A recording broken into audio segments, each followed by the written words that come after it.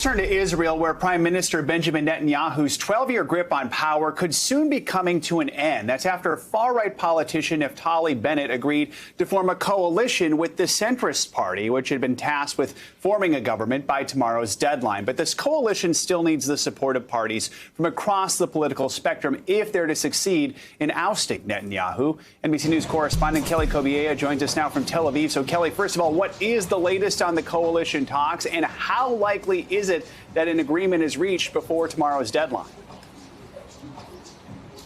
Well, Joe, the parties were all talking overnight. We understand they came close to finalizing a deal in the past few hours. I just got off the phone with the press spokesperson for the centrist party, which is the party pulling all of these different groups together. And he told me that they're really just working on the finer details now. It's not about any big issues that might pull this coalition apart. So it looks like it could happen sooner rather than later. He was fairly confident that it will happen by that Wednesday deadline. And it could come at some point today, although he wouldn't give me a timeline, Joe. So, Kelly, a variety of parties from across the political spectrum could be involved in this new government, which begs a lot of questions about how well they'll be able to work together. But also, what could it mean for Palestinians and any hopes for a two-state solution?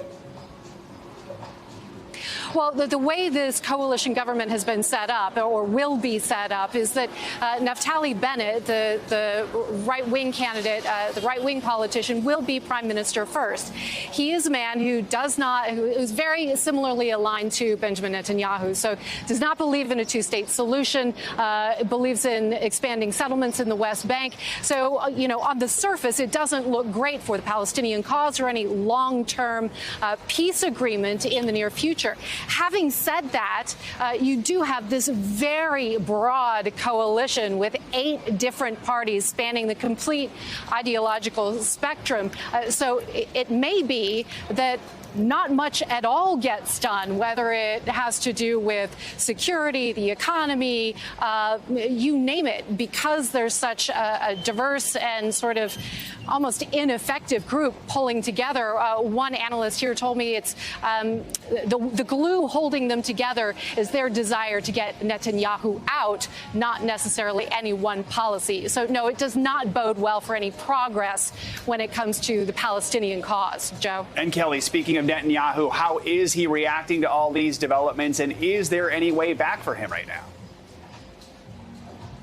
Well, he's called this government a far-left government. He said that it could threaten the security of Israel.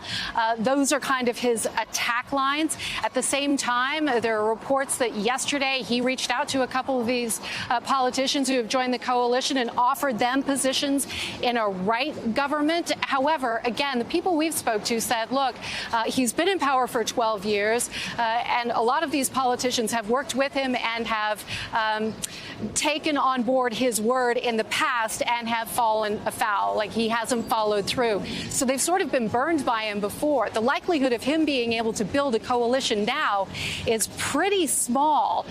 Really, the only card he has left to play is if one of these politicians, for some bizarre reason, unknown reason, decides to drop out. That is all it would take, is one politician leaving the coalition, Joe. But from what I understand, that's very unlikely to happen. All right, Kelly Cobiella in Tel Aviv. Kelly, thank you so much.